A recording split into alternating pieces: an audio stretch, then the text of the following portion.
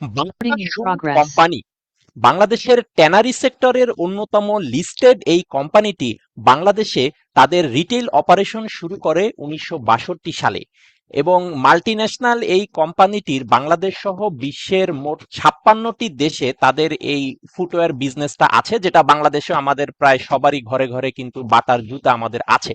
তো অবশ্যই ট্যানারি ইন্ডাস্ট্রিতে ঢাকা স্টক এক্সচেঞ্জে লিস্টেড অন্যতম একটি ভ্যালু স্টক বা মাল্টিন্যাশনাল কোম্পানি হিসেবে তালিকাভুক্ত আছে এই বাটা শু কোম্পানি বাংলাদেশ, যেটা মূলত প্রতিষ্ঠিত হয়েছিল 1894 সালে একজন বিজনেসম্যান কর্তৃক ফ্রম তৎকালীন চেকোস্লোভাকিয়া থেকে।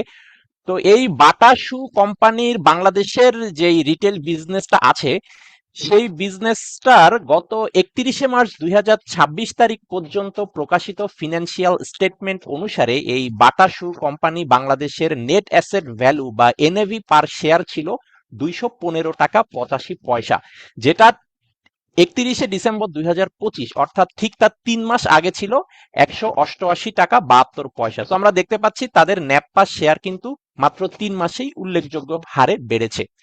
একইভাবে গত 31শে মার্চ 2026 তারিখ পর্যন্ত কোম্পানিটির আর্নিং পার শেয়ার বা ইপিএস ছিল 27 টাকা 14 পয়সা, যেটা 31শে মার্চ 2025 অর্থাৎ তার ঠিক 1 বছর আগে এটি ছিল 26 টাকা 92 পয়সা। অর্থাৎ ইপিএসও কিন্তু এই 12 মাসে অ্যারাউন্ড প্রায় অলমোস্ট আমি বলতে পারি যে 30 পয়সার মতো এটি বেড়েছে।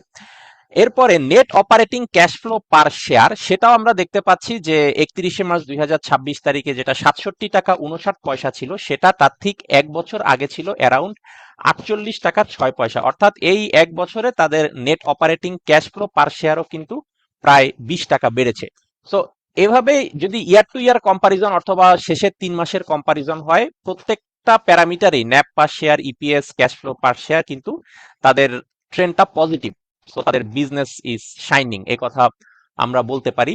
এবং আরেকটা বড় ফ্যাক্টর হচ্ছে তাদের যে statement of profit or loss and other comprehensive income যে স্টেটমেন্টটা আছে 31শে মার্চ 2026 তারিখ পর্যন্ত, সেখানে তাদের অপারেটিং প্রফিট আছে 58,42,20,424 টাকা, যেটা তার আগের বছর ছিল 59,20,00,000, বাট এই বছর 2026-এর 31শে মার্চ পর্যন্ত সেটি হয়েছে 58,45,00,000।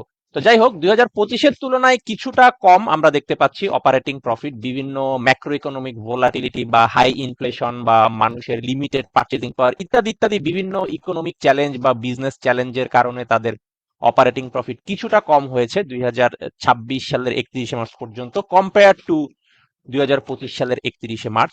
বাট এখানে তাদের ফিনান্স ইনকাম যেটা, সেটা আমরা দেখতে পাচ্ছি 1,20,00,000 টাকা। অর্থাৎ এই কোম্পানিটির টোটাল যেই আর্নিং বা টোটাল যেই রেভিনিউ, সেটার মেজরিটি কিন্তু আসছে তাদের কোর বিজনেস থেকে, অর্থাৎ তাদের যেই জুতা সেল করা বা ফুটওয়্যার সেল করে তাদের যেই ইনকাম, সেখান থেকে কোর অপারেশন থেকে। নন কোর কোনো অপারেশন থেকে তাদের কোনো ইনকাম আসছে না, যেটা ব্যাংকের ক্ষেত্রে আমরা দেখি যে তাদের লেন্ডিং বিজনেসের চেয়ে বরং সরকারি ট্রেজারি বন্ডে বিনিয়োগ থেকেই বেশি ইন্টারেস্ট ইনকাম হচ্ছে, যেটা অবশ্যই একটা নেগেটিভ সাইন। বাট বাটা শু এর ব্যালেন্স শিট মোতাবেক কিন্তু তাদের টোটাল যে রেভিনিউ বা প্রফিট হচ্ছে, সেটা তাদের কোর বিজনেস থেকে আসছে, ফিনান্স ইনকাম বা নন কোর বিজনেস থেকে কিন্তু সেটা আসছে না। অর্থাৎ ফিনান্স ইনকাম তাদের যদি কোনো এফডিআর থাকে বা বিভিন্ন টার্ম ডিপোজিট করা থাকে, সেখান থেকে একটা অংশ আসতেই পারে, বাট মেজরিটি আসছে কিন্তু অপারেটিং প্রফিট থেকে, অর্থাৎ তাদের যে ফুটওয়্যার বিজনেস বা জুতা সেল করে তাদের যেই প্রফিট সেখান থেকে। সেটা অবশ্যই কিন্তু একটা পজিটিভ সাইন এই বাটা শু কোম্পানি বাংলাদেশের ব্যালেন্স শিট মোতাবেক। আর এর বাইরে আরেকটা জিনিস আমি এখানে উল্লেখ করছি, সেটা হচ্ছে parent and ultimate controlling party. তো এখানে দেখেন এই ব্যালেন্স শিটে লেখা আছে যে বাফিন নেদারল্যান্ড বিভি হ্যাজ শতকরা 70% share holding of the company. তো সেই হিসেবে আমরা বলতে পারি যে বাফিন বিভিটাই কিন্তু এই বাটা শু কোম্পানি বাংলাদেশের একটা প্যারেন্ট কোম্পানি, কারণ তাদের শতকরা 70% শেয়ার হোল্ডিং আছে। আবার এই বাফিন কোম্পানিটা fully owned by Compass limited. তো সেই হিসেবে আবার ultimate controlling party of Bata shoe Bangladesh হচ্ছে এই কম্পাস লিমিটেড। সো 70% হচ্ছে তাদের স্পন্সর ডিরেক্টর, যেটা বাফিন, বা ইনডিরেক্টলি যেটা কম্পাস লিমিটেড যেটার ওনার। এরপরে ঢাকা স্টক এক্সচেঞ্জে গত 11 June 2026 at the end of trading hour পর্যন্ত আমরা দেখতে পাচ্ছি যে বাটাসুর সর্বশেষ শেয়ার প্রাইস ছিল 866 টাকা 90 পয়সা, এবং বর্তমানে কোম্পানিটির বাজার মূলধন বা মার্কেট ক্যাপিটালাইজেশন আছে 1174 কোটি টাকা, এবং তাদের পেইড আপ ক্যাপিটাল আছে 13,68,00,000 টাকা। এবং আমরা যদি তাদের ডিভিডেন্ড রেকর্ডের দিকে তাকাই, তাহলে দেখতে পাচ্ছি যে 31 ডিসেম্বর 2024 যেই বছরটা শেষ হয়েছিল সেই বছরে এই কোম্পানিটি ক্যাশ ডিভিডেন্ড দিয়েছিল 445%।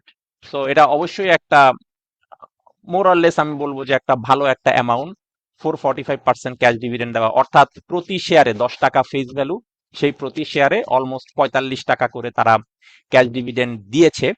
এবং 2024 যে বছর শেষ হয়েছে সেটা যেমন 445%, পাশাপাশি আমরা যদি 2025টা দেখি, এখানে দেখতে পাচ্ছেন যে 31 ডিসেম্বর 2025 যেই বছরটা শেষ হয়েছে সেখানে তারা ক্যাশ ডিভিডেন্ড দিয়েছিল 248%, অর্থাৎ প্রতি 10 টাকা শেয়ারে অ্যারাউন্ড 25 টাকা। সো যাই হোক, 2024 যেটা 445% ছিল সেটা 2025 ক্যাশ ডিভিডেন্ড কিছুটা কমে 248% হয়েছে। সেটি একটা ফ্যাক্টর, তাদের ডিভিডেন্ড ট্রেন্ডটা ডিক্লাইনিং যেহেতু আমরা দেখতে পেরেছি, তাদের অপারেটিং প্রফিটও কিছুটা কম হয়েছে 2024 সালের তুলনায়, যেটা 59 কোটি টাকা ছিল অপারেটিং প্রফিট 2024 সেটা 2025 আমরা দেখেছি 58 কোটি টাকা। এরপরে আমরা এখানে দেখতে পাচ্ছি তাদের যেই লেটেস্ট অডিটেড ফিনান্সিয়াল স্টেটমেন্ট সেইটা মোতাবেক কিন্তু প্রাইস টু আর্নিং বা পিই রেশিও প্রায় 40, 11 জুন 2026 অনুযায়ী 40। আবার ট্রেইলিং পিই রেশিও যদি ধরি, অর্থাৎ তাদের এই কোম্পানিটার গত 12 মাসের আর্নিং পার শেয়ারের সাপেক্ষে যেই শেয়ার প্রাইস সেটা দেখতে পাচ্ছি 807, সেই মোতাবেক পিই রেশিও, কাজেই এটা সেই হিসেবে কাইন্ড অফ ওভার ভ্যালুড অবস্থায় আছে আমরা বলতে পারি। ট্রেইলিং পিই রেশিও 807, গত 12 মাসের ইপিএস এর সাপেক্ষে 807 গুণ তাদের শেয়ার প্রাইস, যেটা অবশ্যই অবশ্যই খুবই খুবই ওভার ভ্যালুড একটা ফিগার। সো এই মুহূর্তে কোম্পানিটা আমি বলবো কাইন্ড অফ সেলিং পজিশনে আছে, কিন্তু বাইং পজিশনে নেই, কারণ ট্রেইলিং পি যদি 807 হয় বা 40 হয় সেটা অবশ্যই কোনো বাইং পজিশনে না, এটা অবশ্যই ভ্যালু স্টক হলেও এটা এই মুহূর্তে ওভার ভ্যালুড অবস্থায় আছে। এরপরে আমরা দেখতে পাচ্ছি যে কোম্পানিটির যে ডিভিডেন্ড ইল্ড সেটা 2024 যেটা 445% দিয়েছিল সেটা সাপেক্ষে তাদের ডিভিডেন্ড ইল্ড কিন্তু প্রায় 5%, আর 2025 যেটা তারা টোটাল দিয়েছে 248% ক্যাশ ডিভিডেন্ড, সেটা ডিভিডেন্ড ইল্ড অ্যারাউন্ড 3%-এর মতো। তো ডিভিডেন্ড ইল্ড সাপেক্ষেও কিন্তু 2025 সেটা কিছুটা কমেছে 2024 তুলনায়। এর বাইরে 1985 কোম্পানিটি লিস্টেড হয় স্টক এক্সচেঞ্জে, এবং এটি অবশ্যই এ ক্যাটাগরির একটি শেয়ার। এবং এই কোম্পানিটা যদিও একটা মাল্টিন্যাশনাল কোম্পানি, কিন্তু 1962 তাদের অপারেশন শুরু করে, তাদের রিটেল অপারেশন বাংলাদেশে।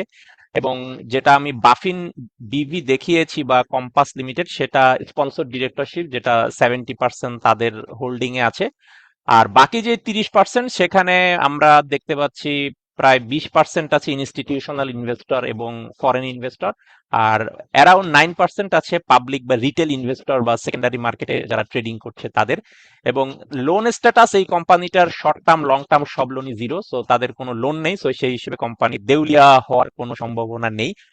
এবং কোম্পানিটির দুটি ফ্যাক্টরি আছে, একটা টঙ্গী গাজীপুর, একটা ধামরাই, এই টোটাল দুটি ফ্যাক্টরি, এবং এই দুটি ফ্যাক্টরি থেকে প্রতি বছর অ্যারাউন্ড 3 কোটি জোড়া জুতা তাদের প্রোডাকশন ক্যাপাসিটি রয়েছে। সো প্রতি বছরই around 3 crore pairs of shoes they produce from these two factories in Bangladesh.